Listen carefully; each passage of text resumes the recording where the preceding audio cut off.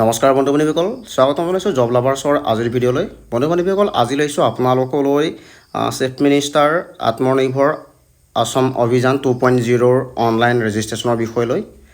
যি বিগত কিছুদিনৰ আগত মুখ্যমন্ত্ৰী হিমন্ত বিশ্ব শৰ্মাই তেখেতে মন্তব্য আগবঢ়াইছিল যে পুনৰ আপোনালোকৰ মাজলৈ চিফ মিনিষ্টাৰ আত্মনিৰ্ভৰ আসাম অভিযান 2.0 মুকলি কৰা হ'ব বুলি।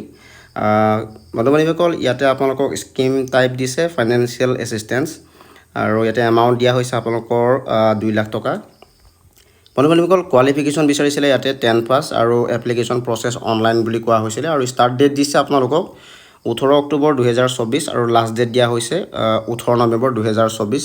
তো বন্ধু-বান্ধৱীসকল, বৰ্তমান আপোনালোকৰ যি অনলাইন ৰেজিষ্ট্ৰেশ্যন চলি আছে আৰু 18 নৱেম্বৰলৈকে চলিব। তো বন্ধু-বান্ধৱীসকল, ইয়াতে আপোনালোকৰ আত্মনিৰ্ভৰ স্কিম ডিটেইলছ দিছে।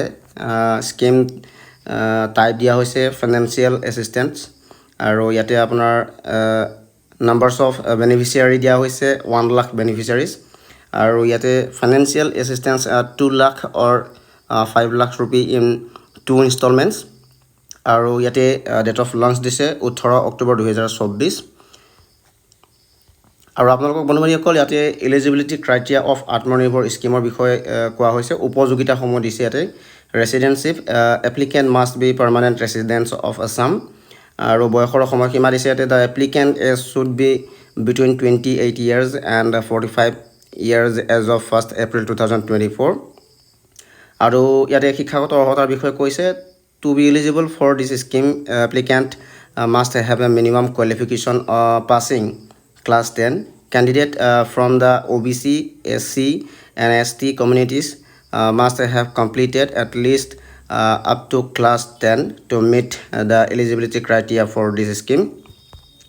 Our skill qualification বিষয়ে কৈছে applicant should possess the necessary skills and knowledge such as those acquired through ITI or diploma programs to engage in income generating activities.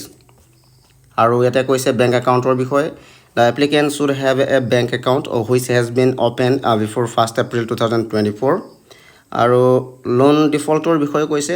The applicant should have not defaulted on any loans taken from cooperative and nationalised bank in the past. Government ছাৰ্ভিচৰ বিষয়ে কৈছে। Applicant should not come from families with government service holder or pensioners. ইনকামৰ বিষয়ে কৈছে। Only candidate falling under the BPL category are eligible. Family বিষয়ে কৈছে।